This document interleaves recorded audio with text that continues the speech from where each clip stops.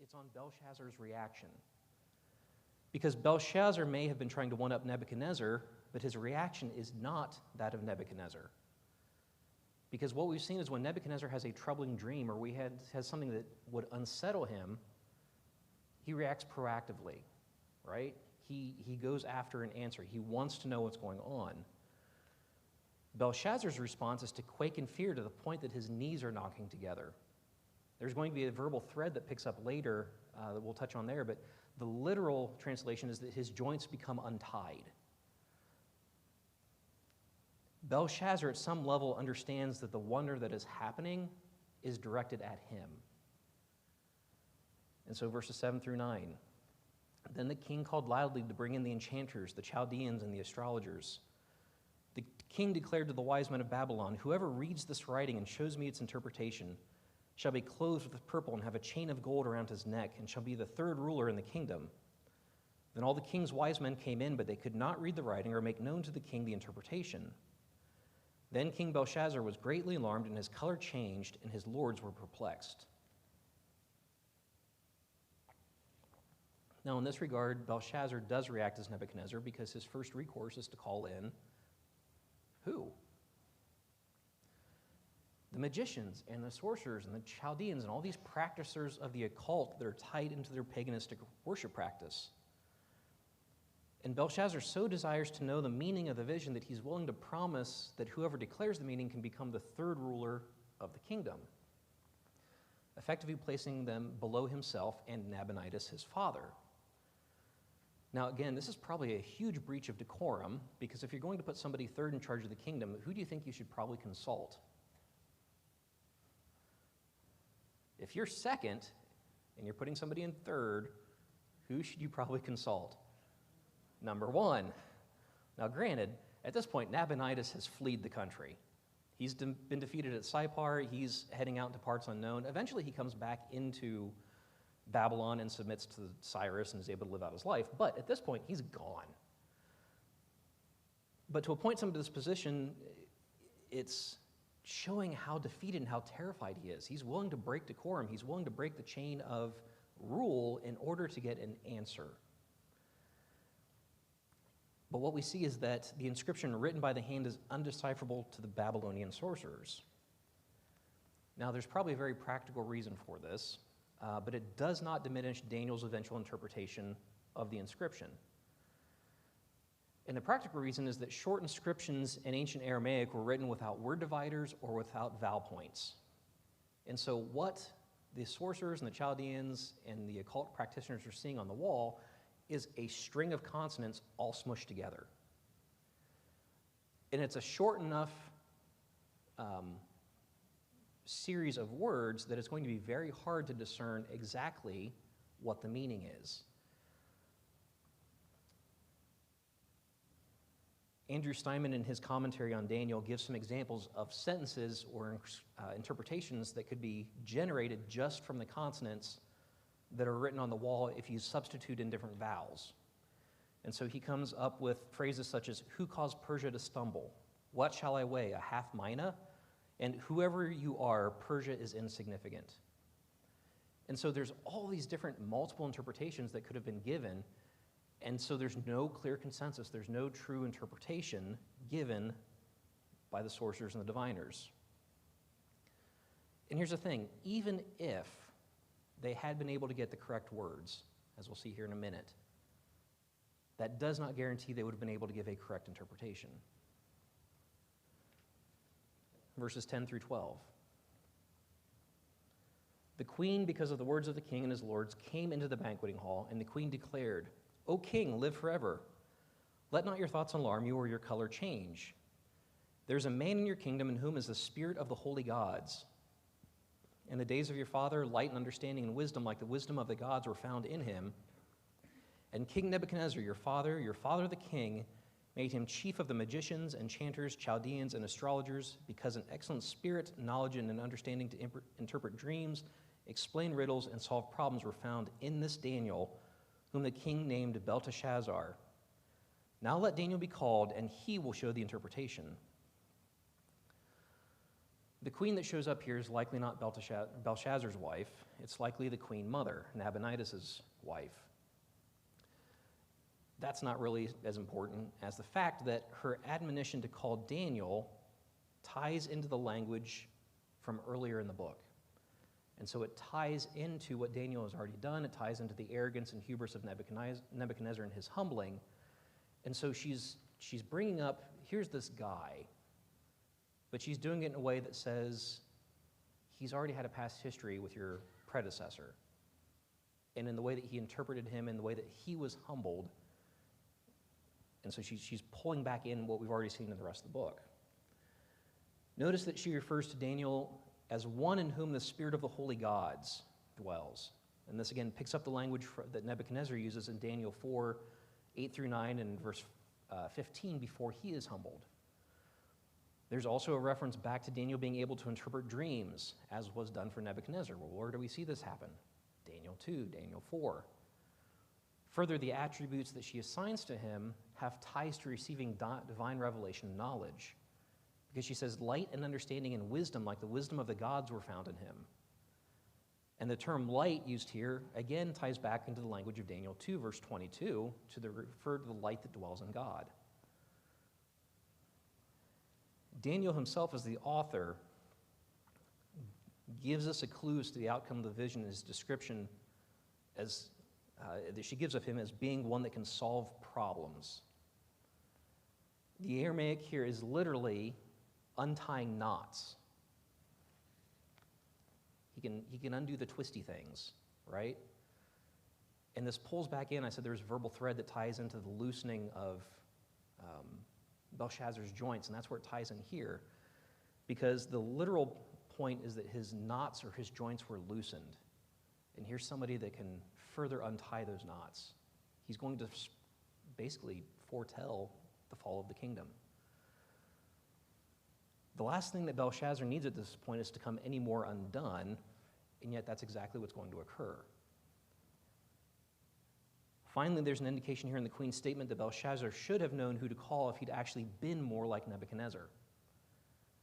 That she still knows who Daniel is indicates that he's not some unknown person in the court even after 30 years. Even had he not been serving officially at this point, from the time of Nebuchadnezzar's death, which is approximately 23 years, his wise counsel to Nebuchadnezzar, his previous feats, should have made him somebody that was known. Verses 13 through 16. Then Daniel was brought in before the king. The king answered and said to Daniel, "You are that Daniel, one of the exiles of Judah, whom the king my father brought from Judah. I have heard of you that the spirit of the gods is in you, and that light and understanding and excellent wisdom are found in you. Now the wise men, the enchanters, have been brought in before me to read this writing and make known its interpretation, but they could not show the interpretation of the matter.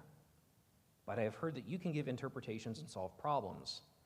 Now, if you can read the writing and make known to me its interpretation, you shall be clothed with purple and have a chain of gold around your neck, and shall be the third ruler in the kingdom."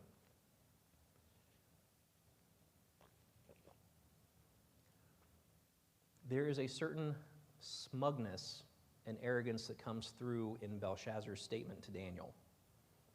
Notice how he refers to him. He purposely refers to Daniel as one of the exiles of Judah, whom the king my father brought from Judah. And this is intentional. This is done to remind Daniel that we conquered you. You're nothing. And this is also emphasized by Belshazzar's statement that the other wise men of Babylon could not interpret the statement.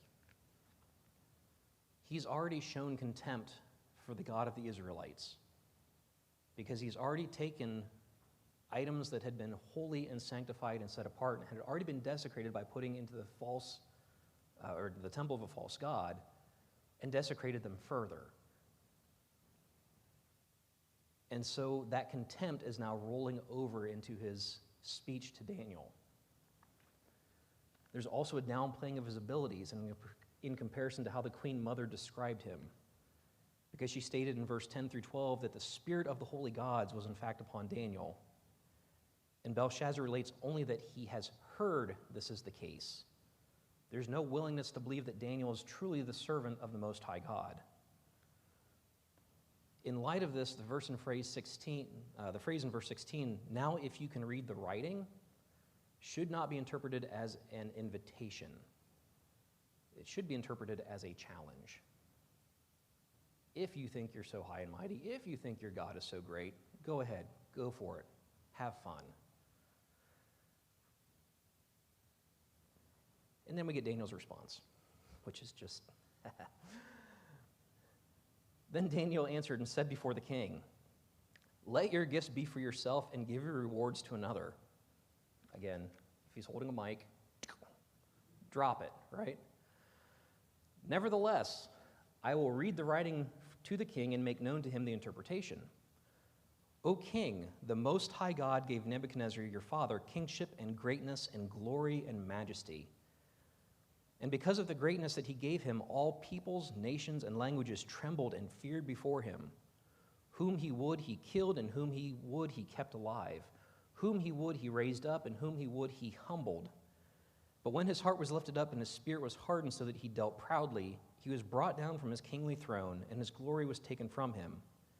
He was driven from among the children of mankind, and his mind was made like that of a beast, and his dwelling was with the wild donkeys. He was fed grass like an ox, and his body was wet with the dew of heaven, until he knew that the Most High God rules the kingdom of mankind and sets over it whom he will. And you, his son, Belshazzar, have not humbled your heart, though you knew all this, but you have lifted up yourself against the Lord of heaven, and the vessels of his house have been brought in before you, and you and your lords, your wives, and your concubines have drunk wine from them. And you have praised the gods of silver and gold, of bronze, of iron, wood, and stone, which do not see or hear or know, but the God in whose hands is your breath and whose are all your ways, you have not honored." Burn, right? Daniel begins by flat out refusing the gifts of Belshazzar. And again, compare this to previous interactions in the book of Daniel. Because in every other place where Daniel has interacted with Nebuchadnezzar or with the chief concubine, not that, chief eunuch, there's a difference there. He's always what? He's always respectful. He's always tactful. He finds a way to deliver bad news in a great way. Even the previous chapter, listen, you're going to be driven from your kingdom and treated like a beast and go mad, but you know what? May that be for your enemies. May it be for the people that hate you. And he doesn't do that here. The response he gives indicates that what he's about to tell Belshazzar is in no way influenced by what Belshazzar offers. He is strictly serving as a messenger of the Most High God. This also gives an indication to Belshazzar as to his status in relation to whatever is written on the wall. It's not going to end well for him.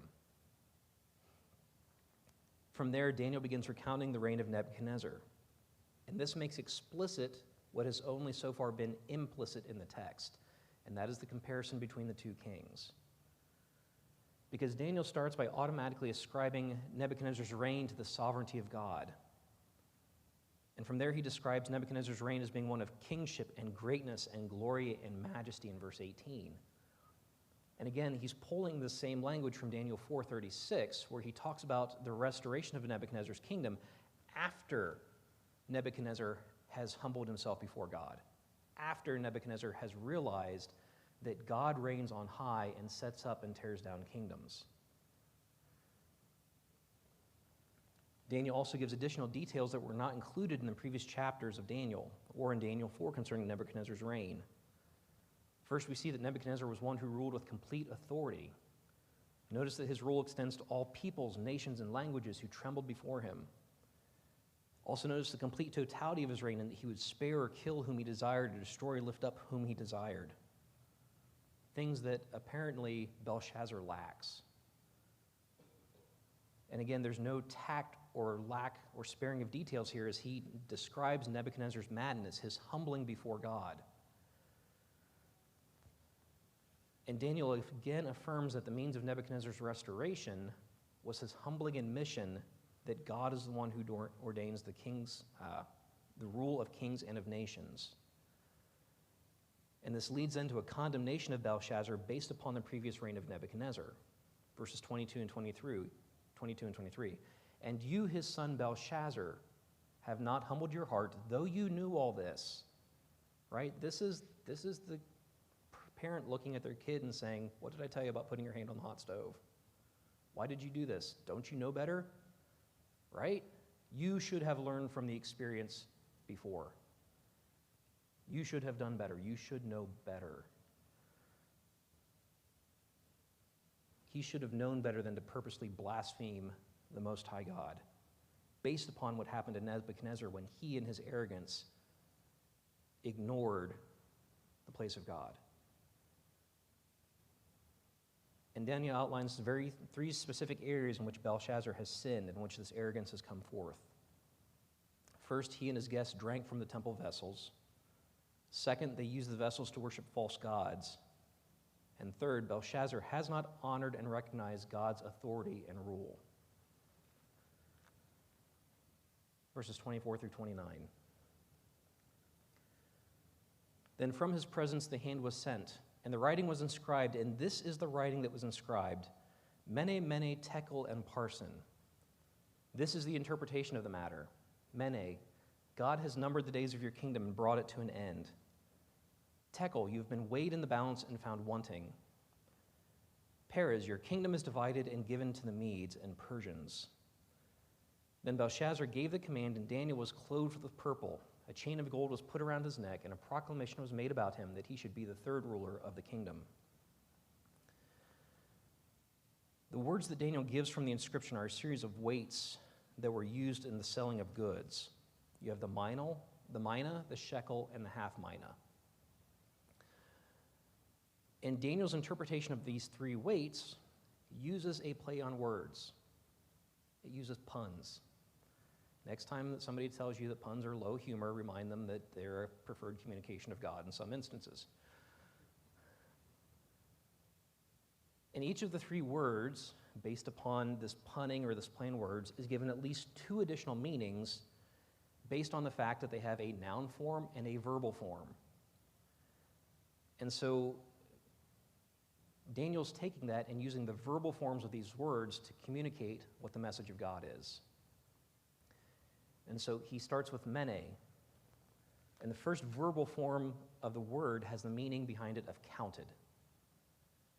The second verbal form for the word mina has the meaning of brought to an end or to pay out, and it carries the idea of to repossess something. You didn't pay your bills? Guess what? It's time to pay up. I'm going to take it back in. Hence the interpretation of God has numbered the days of your kingdom and brought it to an end. Basically, God is taking it back from you. Tekel, the first verbal form has the idea of you have been weighed. And the second verbal form has the meaning of lacking in weight, or it's too light. This is, somebody's got their thumb on the scale, kind of lifting it to give themselves a better price. That's the idea here. Something is too light, it's found wanting. And that's the interpretation Daniel gives. You have been weighed in the balance and found wanting. And then finally, Peres. Daniel, in his explanation, changes the spelling of the word in order to provide an additional level of meaning. Because the first verbal form of parson is Peres, and it has the meaning of been broken in two. But Peres also sounds very similar to the Aramaic word for Persian. And so there's a double pun here based on the similarity of the sounds of the words.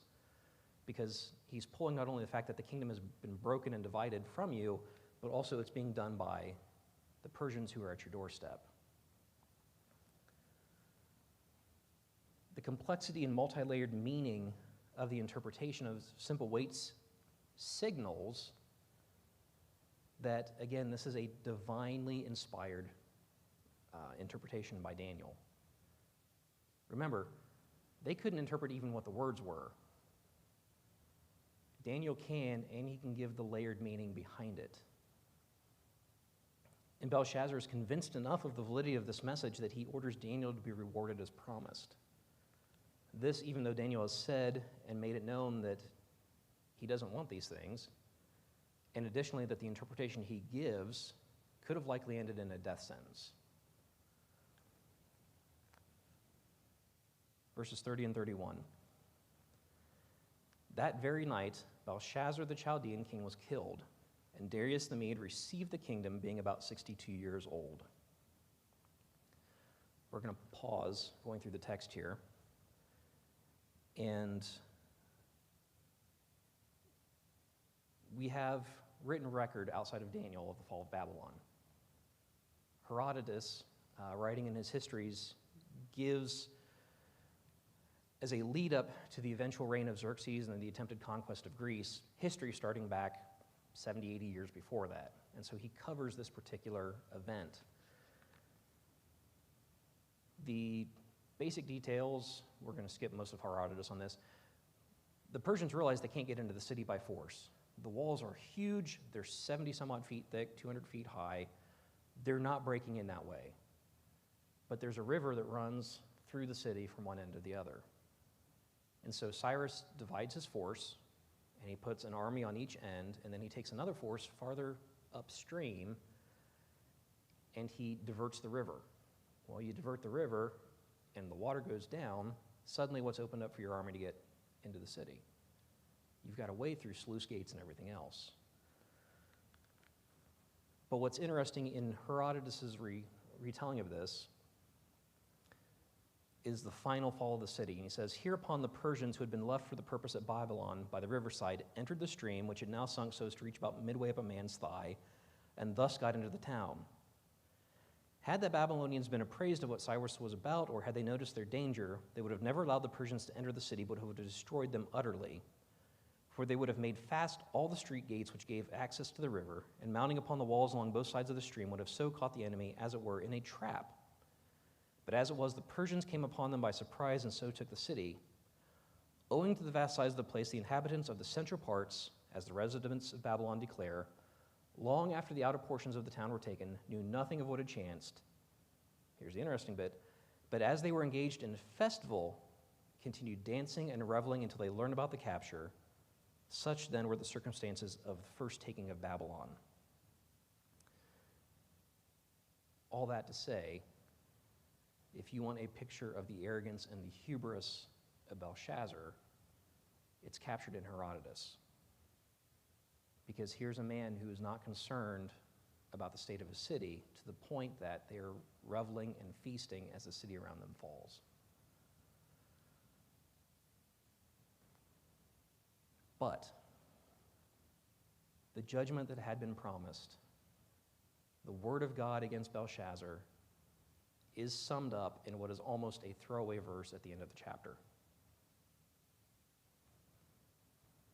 Because the conquest comes swiftly and without restraint. Remember, Nabonidus was able to return to Babylon and surrender and live out the rest of his days. For Belshazzar, there is no mercy. He dies that very night. Verse 31 records that another, again, seemingly, it's a recap verse, and you're like, okay, this is here, but for what reason? Verse 31 gives the only time in the book of Daniel that someone's given an age designation, because it says that Darius the Mede took the city at the age of 62. But this has broader implications across the whole of the book of Daniel. Because remember, Daniel 1 ends with it saying that Daniel served until the reign of who? Yeah, he served until the reign of Cyrus. Why does that matter? Again, it's one of those things that's thrown at the end of Daniel 1. You're like, okay, great. He served this other king. But why does it matter? Well, because Darius and Cyrus ruled over this kingdom. There's debate about Darius the Mede and where he relates in relation to Cyrus, and if he's the General Gabaru or if it's another name for Cyrus himself. Doesn't matter. Contextually, what matters is that what was promised to the exiles a couple hundred years beforehand is starting to come true. the shifts and the changes, the rise and fall of kingdoms are starting to show the pattern of that eventually your exile is going to be over. Because Isaiah, prophesying at this point almost 200 years earlier, says this, Isaiah 44:28, who, being God, says of Cyrus, he is my shepherd, and he shall fulfill all my purpose, saying of Jerusalem, she shall be built, and the temple, your foundation, shall be laid. Jeremiah 25:12, then after 70 years are completed, I will punish the king of Babylon and that nation, the land of the Chaldeans, for their iniquity, declares the Lord, making the land an everlasting waste. Jeremiah 29:10, for thus says the Lord, when 70 years are completed for Babylon, I will visit you, and I will fulfill to you my promise and bring you back to this place. Ezekiel 34:12 and 13, as a shepherd seeks out his flock when he is among his sheep that has been scattered, so I will seek out my sheep, and I will rescue them from all places where they have been scattered on the day of clouds and thick darkness. And I will bring them out from the peoples and gather them from the countries, and I will bring them into their own land. And I will feed them on the mountains of Israel, and by the ravines and in all the inhabited places of the country. And even more important for the context of Daniel is what's the very first vision that Daniel interprets in the book? There's a statue made of 4 parts. And Daniel gives the interpretation. He says, O great king, this head of gold is you. And below it's a chest of silver. And so what are we actually seeing happen in the book of Daniel? Where have we stepped in the timeline of kingdoms? We have gone from the kingdom of Babylon to the Medo-Persian Empire, which it's not named in Daniel 2, but it's implied that that's what's happening. And so for Daniel and for his audience, the march towards that final kingdom, that kingdom that is of a rock not cut by human hands, is one step closer.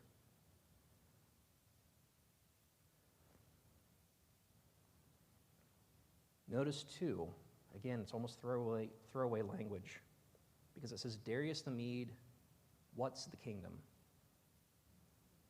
He receives the kingdom. Who does he receive it from? He receives it from God.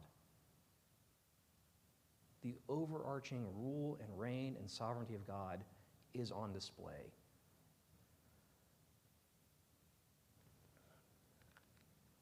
Now, what all are we supposed to take from this for today? Well, first off, if Belshazzar is to be any sort of example to us, we should be wary of the pride and the arrogance that comes from our supposed position, either in a kingdom or in a nation or in positions of authority and power. Because who ultimately holds those positions? Who ultimately dictates who sits on the throne?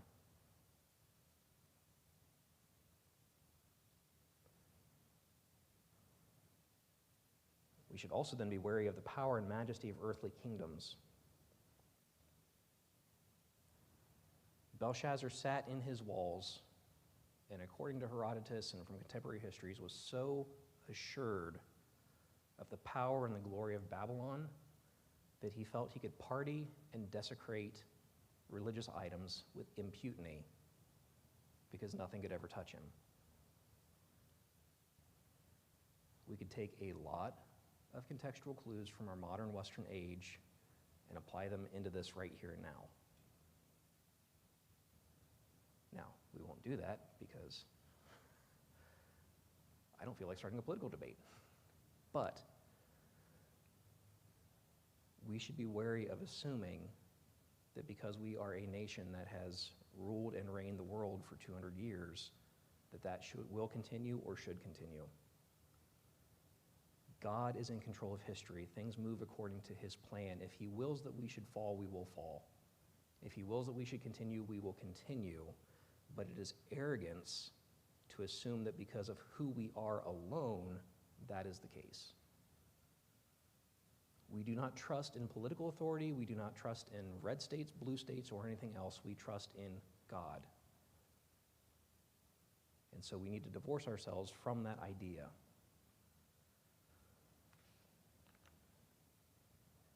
Third, we can also say that there is a clear delineation of God's mercy and salvation in this account.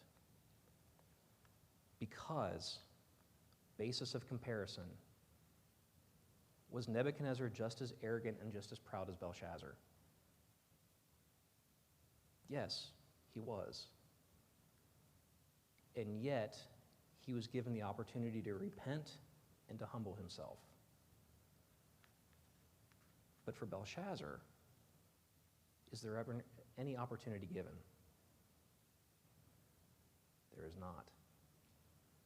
There will come a point when the mercies of God to us, they don't end.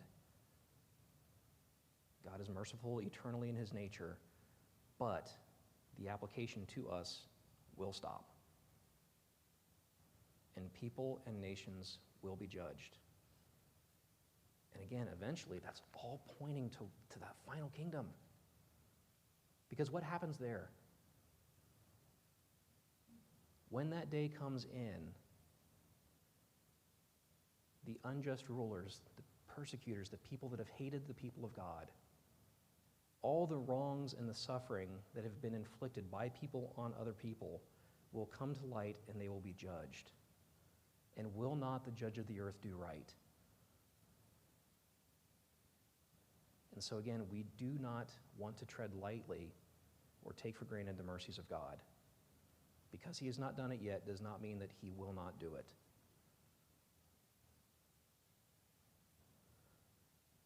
Questions? I just have a comment. A miracle of our my lifetime is return of Israel to the land and preservation of them against overwhelming odds. They tried again and again to destroy them, and God has preserved them. So Dave pointed out the preservation of Israel in the modern age as an indicator of this. We could debate the nature of Israel in the modern age, but the fact that they have been preserved, the fact that the nation of Israel has been preserved through 2,000 years of diaspora as a concrete people is amazing in and of itself. And again, you can look to Romans 9 through 11, because what's Paul's hope for the people of Israel? Is that though they have rejected Christ in the short term, long term, what is God going to do among them? He's going to harvest from amongst them a great people for himself. And so it is miraculous that as a people they have maintained an identity for that long. And that can only be because of the promise of God that he will restore them to himself as a people. Other questions?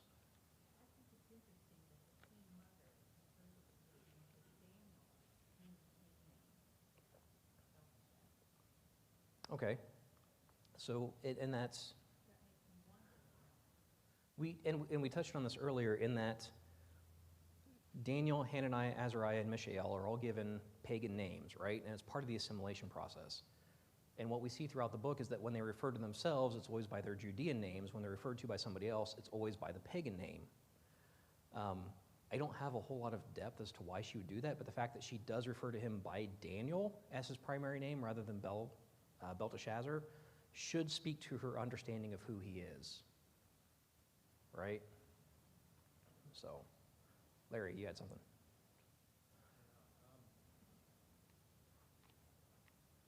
I don't want to get political, and I want to say that I agree with what you said about the state of our country. However, I still feel like a fighter. I feel like the Constitution of the United States is given us by God, and I will be a fighter to the end for our country in any way that I can do it as long as I'm upholding the Constitution of the United States. Okay. Larry made the point that he's willing to fight for the country and the Constitution. I don't disagree with you. Here's a broader point of application. In that, a Christian living in a nation that may or may not be opposed to them as their role, what is their command within Scripture? It is that they are to be obedient to the government, but they are also to live quiet lives where they seek the betterment of everyone around them. In effect, they are to work towards the common good. Now, we live in a constitutional democratic republic in which certain freedoms and certain ideas are ensconced in the Constitution, which the founders and we as Christians primarily agree were designed to promote human flourishing. If we are to pursue the common good, that means that in a sense, yes, we should be willing to stand up and protect those liberties as given. However, it also means that when those liberties are stripped away and the government starts oppressing us, that what are we supposed to do? We're supposed to follow the examples of the first, second, and third century churches where they submitted to the government as far as they were able, which is a really weird and hard balance to strike. In that I should be defending rights and liberties, but when they are taken away, I'm also not supposed to be the one that's doing raised armed insurrection in the streets.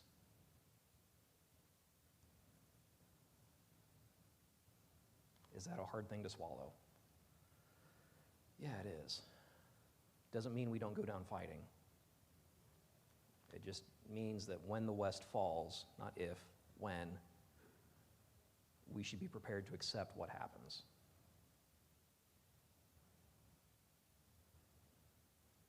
Other questions or comments? If not, we need to wrap up. Belshazzar, so Belteshazzar is likely a corruption. They purposely misspelled it to kind of like stick it to the Babylonians, Daniel and his friends, because the proper name is Belshazzar. So more than likely, they took the paganized name. It's the same way that Shadrach, Meshach, and Abednego are all actual corruptions of the proper names that should have been. It's kind of one of those things like, I will take your name, but I won't like it, so I'm going to purposely misspell it. So like, haha, poke them with a stick a little bit. So, anything else? All right, in that case, we are done. Party's over. You should stay here, right? All right.